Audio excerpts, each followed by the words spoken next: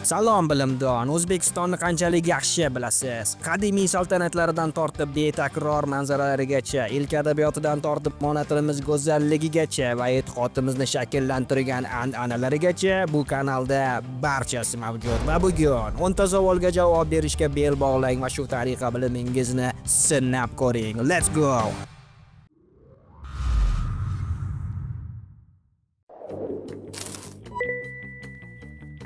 Bobo kalonimiz Mirzo Ulug'bek qaysi sohada mashhur olim bo'lgan?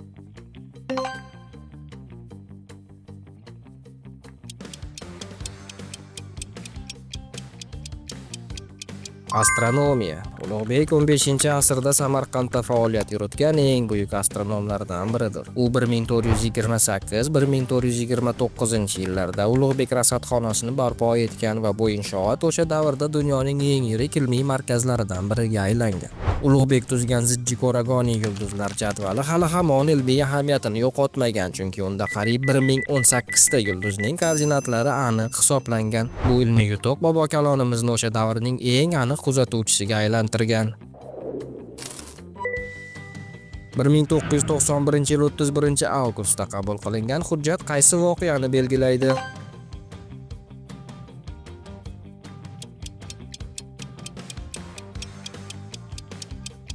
Albatta, O'zbekiston mustaqilligini 1991-yil 31-avgust O'zbekiston tarixining eng muhim sanalaridan biriga aylanadi.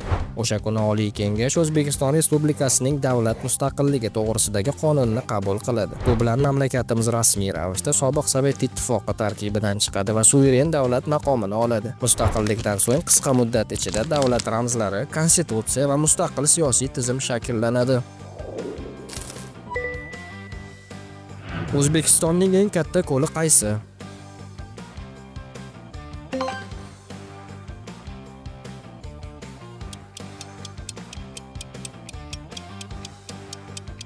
Aydar ko'li. Aydar ko'li O'zbekistonning eng katta suv havzasidir. U 3000 kvadrat kilometrdan ortiq maydonni egallagan va asosan Navoiy hamda Jizzax viloyatlari hududida joylashgan. Bu ko'l Orol dengizi inqirozidan so'ng suv muvozanatini saqlashda muhim ekologik rol o'ynaydi. Shuningdek, baliqchilik va turizm salohiyati bilan ham ajralib turadi. Surxondaryo viloyatining eng janubiy nuqtasi qaysi davlat bilan tutashgan?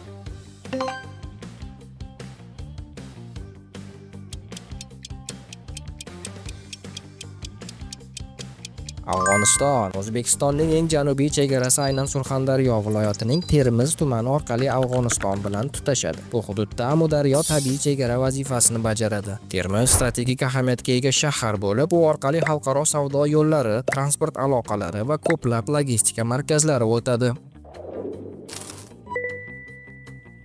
Erkin Vohidovning qaysi asari Vatan mavzusiga bag'ishlangan?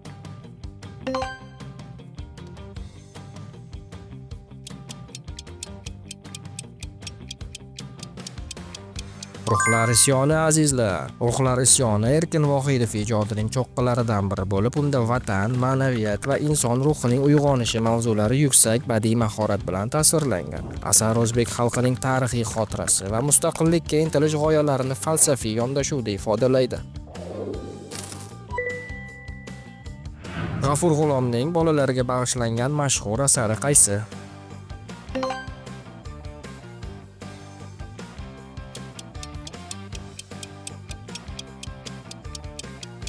Xumbola. Albatta azizlar, Xumbola asari o'zbek bolalar adabiyotining eng mashhur namunalaridan biridir. Unda Qorag'oy ismli bolaning o'tkir aqli, topqirligi va qiyin sharoitlarda ham hayotga kulib qarashi orqali xalqning bardamligi ifodalanadi. Asar o'zbek tiliga qo'shimcha ravishda 10 ga yaqin tillarga tarjima qilingan bo'lib, milliy adabiyotimizni dunyoga tanitgan. Odamlar so'zi nechta bo'g'indan iborat?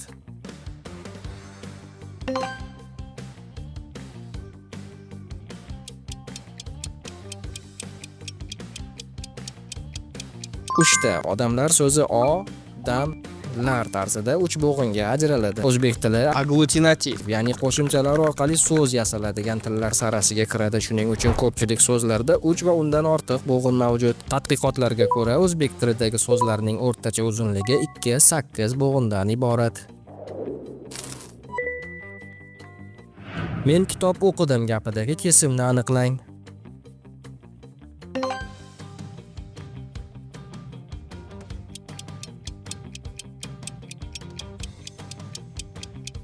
O'qidim kesim gapning asosiy qismi bo'lib, unda harakat yoki holat ifodalanadi. Men kitob o'qidim gapida o'qidim fe'li kesim hisoblanadi, chunki u bajarilgan harakatni bildiradi. O'zbek tili SOV, ya'ni subyekt, obyekt, fe'l tuzilishiga ega bo'lib, kesim odatda gapning oxirida keladi.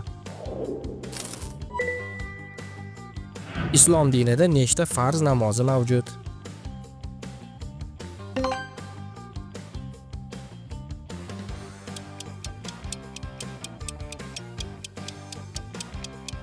Albatta 5 ta birodarlar. Islom dinida 5 vaqt namoz farz etilgan bo'lib, ular bomdod, peshin, asr, shom va xufton namozlaridir. Ushbu 5 namoz musulmon kishining kundalik hayotini tartibga soluvchi va Alloh taolo bilan ruhiy bog'liqlikni mustahkamlovchi ibodat sanaladi. Har bir namoz ma'naviy poklanish, shukronalik va sabr timsoli sifatida musulmon hayotining ajralmas qismidir.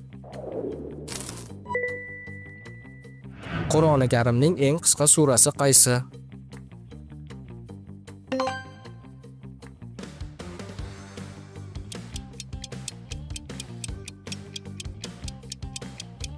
Al-Kawsar.